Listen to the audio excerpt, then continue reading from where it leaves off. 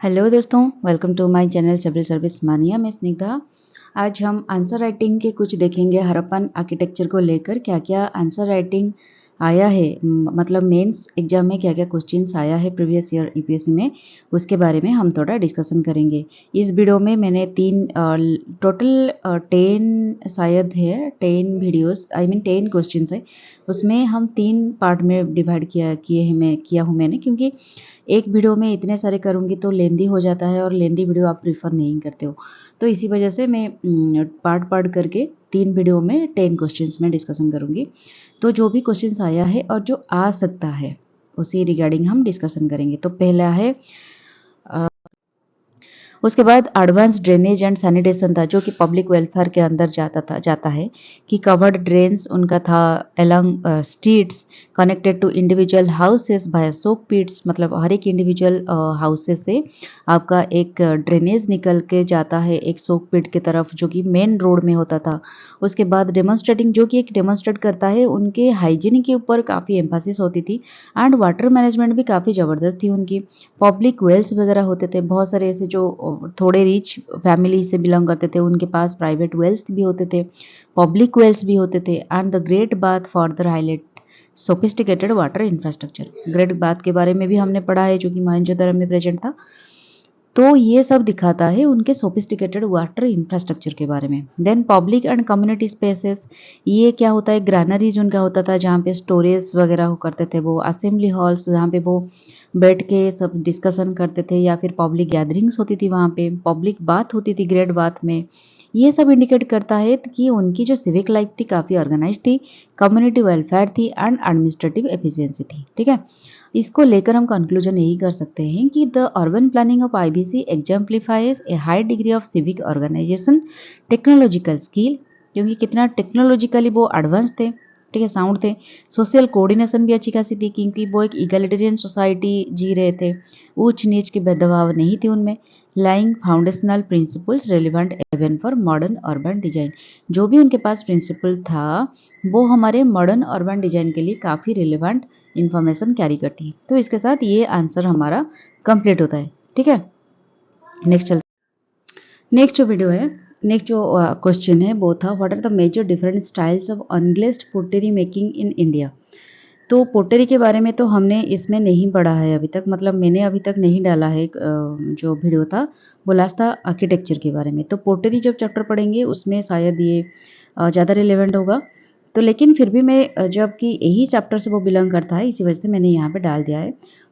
ये आया था क्वेश्चन सिविल सर्विस एग्जाम 2011 में, मेंस क्वेश्चन में आया था, major different styles of unglazed पोटरी क्या था हमारे इंडिया का, वो इसके बारे में थोड़ा बताइए। तो इसका क्या हो सकता है reference, unglazed pottery in India refers to ceramic wares that were fired but not coated with a vitreous glaze, and they have been an important part of India's material culture since prehistoric times। ठीक है, pre historic time period से ये जो अनग्लेज्ड पोटरी का मतलब ये होता है कि एक सेरामिक वेयर्स होता है जो कि फायर्ड, मतलब फायर से उसको बर्न किया जाता है, मतलब फायर से उसको बनाया जाता है, लेकिन उसमें एक विटेरियस ग्लेज कोटिंग नहीं होती है। ठीक है, different regions and periods develop distinct styles based on local clay, firing techniques and cultural preference. ठीक है, तो जितने सारे डिफरेंट डिफरेंट रीजन में उनका टेक्नोलॉजी डिफरेंट होगी, उनकी माइंडसेट डिफरेंट होगी। तो उनकी हमारे पता है आपको, इंडिया एक बहुत ही डाइवर्सिफाइड जगह है, डाइवर्सिफाइड कंट्री है।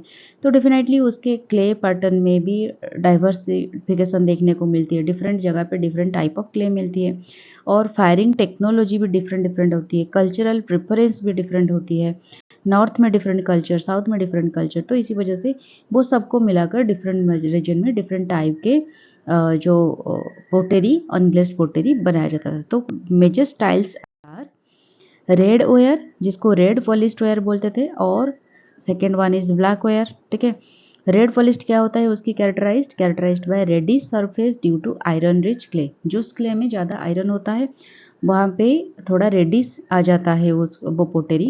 एंड बर्निशिंग, बर्न की तरह, जैसे बर्निशिंग टाइप की तरह वो दिखता है, जैसे बर्न हुआ है आग में।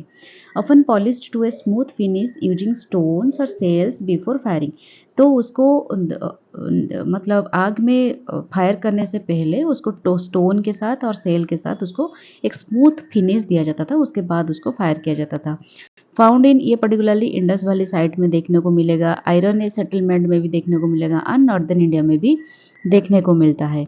टिपिकल फॉर्म्स बाउल्स बहुत सारी इसी रेड वार में मिलता है, dishes, storage jars, miniature vessels, ये सारी चीज़ें रेड वार में देखने को मिलता है। डेकोरेशन सिंपल इंसिशंस, कॉम पैटर्न्स और ज्योमेट्रिक मोटिव्स, इसी तरह से रेड वार होता है। आप चाहो तो यहाँ पे कुछ फिगर्स बना के उसको डिपिक्ट कर सकते हो।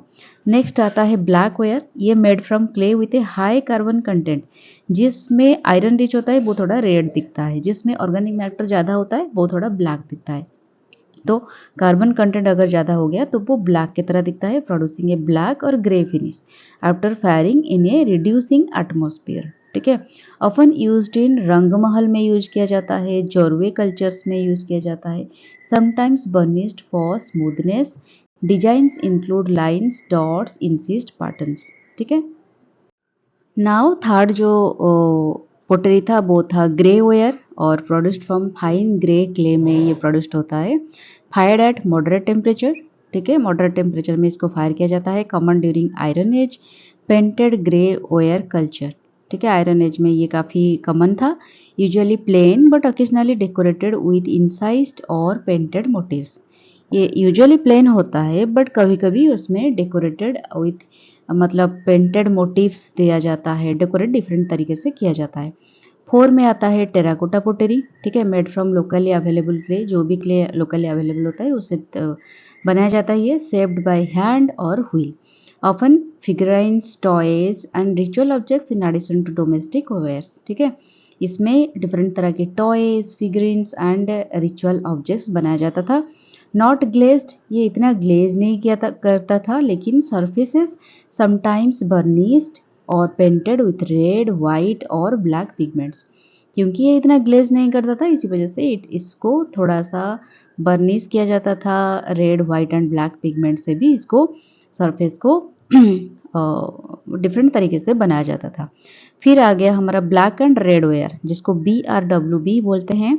ये आयरन एज की एक यूनिक कैरेक्टरिस्टिक है, मतलब आयरन एज का ये सबसे यूनिक पोटेरी है एंड चाल्कोलिथिक कल्चर से भी ये बिलोंग करता है, specially central and south India में काफ़ी देखने को मिलता था। उसका बाहर की कोटिंग जो होता था वो ब्लैक होता था, लेकिन इंटीरियर रेड होते थे। आप लोग देख सकते हो आजकल के ज़माने में बहुत सारे इस तरह के भी मटेरियल आते थे, जो आते हैं कि अंदर एक कलर है, बाहर की एक डिफरेंट कलर है। आजकल तो बहुत एडवांस ज़माने की आ गया है, लेकिन उस टाइम पे भी लोग की टेक्नोलॉजी ऐसी थी कि मतलब उनकी थिंकिंग एबिलिटी भी ऐसी थी, वो डिफरेंट तरीके से बनाते थे एक क्रिएटिविटी के साथ।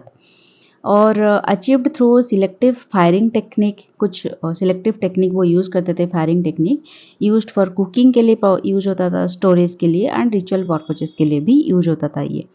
उसके बाद आ गया रीजनल वेराइटीज़, इसके साथ साथ भी कुछ रीजनल और अदर टाइप ऑफ पोटेरी होता था, जैसे कि चंबा ब्लैक पोटेरी, जो कि हिमाचल प्रदेश में काफ़ी फेमस था। उसमें metallic sheen achieved by polishing, पॉलिशी होने के बाद उसमें एक मेटालिक फिनिश आती थी, जैसे गोल्ड कलर की हो गया, सिल्वर कलर की हो गया, ब्रोंज कलर की हो गया, इस तरह की चीज़ें देखने को मिलता था।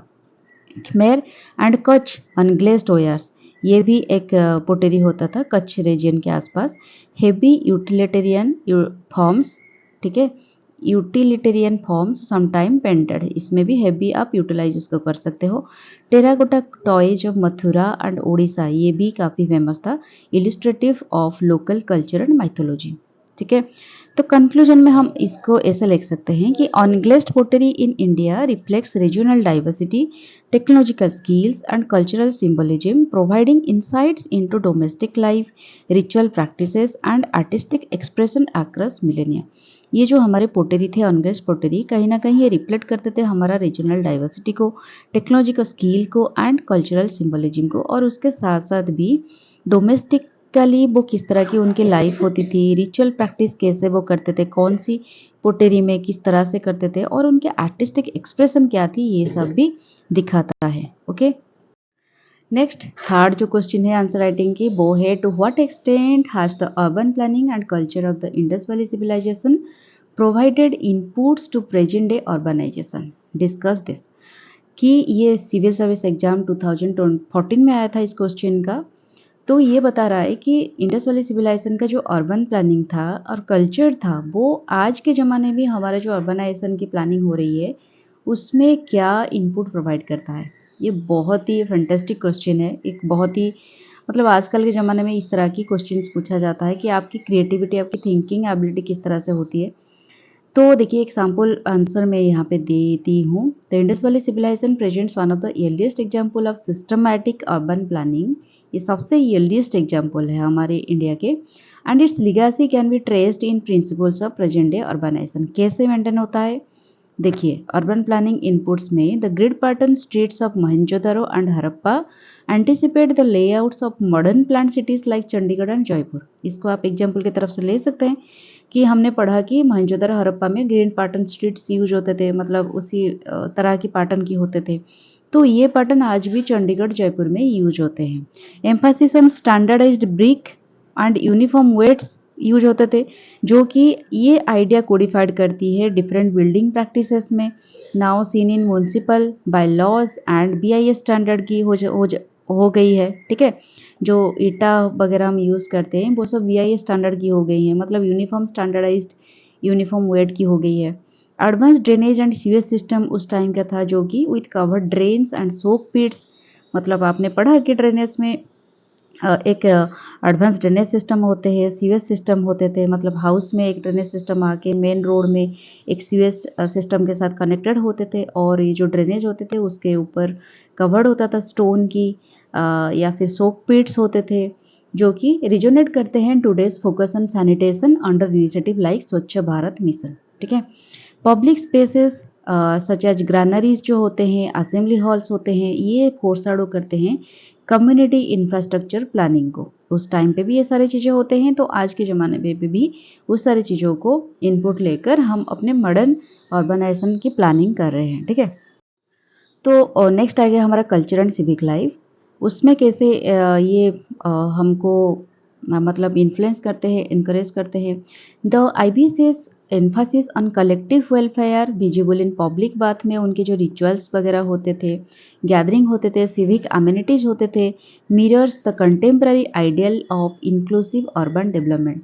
तो ये सारी चीज़ें कहीं ना कहीं हमारे अर्बन डेवलपमेंट में इन्फ्लुएंसेस डालते हैं। ठीक है, सिंबलिक मोटिव्स जैसे कि पीपल ट्री वो यूज़ करते थे, स्वस्तिका को भी यूज़ करते थे, reference for animals survive in present day cultural and religious life. उनके जो एक्सकावेशन साइट में जो भी एक्सकावेट किया गया है, जैसे figures, different terracotta figures, different animals के फिगर्स, बहुत सारे कहीं ना कहीं हमारे present day culture and religious life से मतलब ताल मिलाते हैं। ठीक है, उसके बाद होता है क्राफ्ट स्पेशलाइजेशन, जैसे कि बीड्स में, पोटेरी में, मेटालॉजी में जो स्पेशलाइजेशन वो कर रहे थे क्राफ्ट में, ये कहीं ना कहीं हमारे आजकल की जो आर्टिसंस हैं, अर्बन कॉटेज इंडस्ट्रीज है, इनको इन्फ्लुएंस करते हैं। ग्रेट बाथ, पब्लिक ग्रैनरीज जो कि हाईलाइट करती है एक कंसर्न फॉर कम्युनिटी वेलफेयर में, echo today in public health infrastructure में एंड कम्युनिटी फैसिलिटीज़। हमारे पब्लिक हेल्थ इंफ्रास्ट्रक्चर भी कहीं ना कहीं ये सारी चीज़ों को मतलब सैनिटेशन कैसे मेंटेन करना है, ग्रैनरीज में किस तरह की, मतलब हमें किस तरह की ग्रैनरीज बनाना चाहिए ताकि हमारे इन्फेक्टेड ना हो, ग्रेन्स काफ़ी दिनों तक स्टोर होकर रह सके। बहुत सारी चीज़ों का कहीं ना कहीं ये प्रमोट करते हैं। तो ये कंक्लूजन में ऐसा होता है कि while industrialization, colonial legacies and globalization drive modern urbanization, the foundational ethos of systematic planning, sanitation, standardized construction and community orientation reflects a continuity from the Indus Valley। तो ये कह रहे हैं ऑथर, हालांकि हो सकता है इंडस्ट्रियलाइजेशन का इफेक्ट पड़ा हो अर्बनाइजेशन पे, कॉलोनियल लिगासी का भी इफेक्ट पड़ा हो एंड ग्लोबलाइजेशन का भी इफेक्ट पड़ा हो मॉडर्न अर्बनाइजेशन पे, लेकिन इसकी जो फाउंडेशनल इथोस, मतलब उसकी जो फाउंडेशन है, वो कहीं ना कहीं हमारे इंडस वैली सिविलाइजेशन से कैरी फॉरवर्ड हो रही है, और हमारे फाउंडेशन उसी के बेस पर आधारित है कि सिस्टमेटिक प्लानिंग कैसे किया जाए, सैनिटेशन, स्टैंडर्डाइज कंस्ट्रक्शन कैसे किया जाए, कम्युनिटी ओरिएंटेशन प्रोग्राम कैसे किया जाए, मतलब उसके कम्युनिटी वेलफेयर के लिए क्या काम किया जाए। ये सब को आधार करके इंडस वैली सिविलाइजेशन से ये आधार होके चीज़ें आती है। तो ये हमारा था 3 मैंने यहाँ पे डिस्कशन किया आंसर राइटिंग। नेक्स्ट में हम देखेंगे नेक्स्ट वीडियो में और 3 आंसर राइटिंग प्रैक्टिस करेंगे। तो तब तक के लिए stay tuned with my channel. Tata bye bye and take care.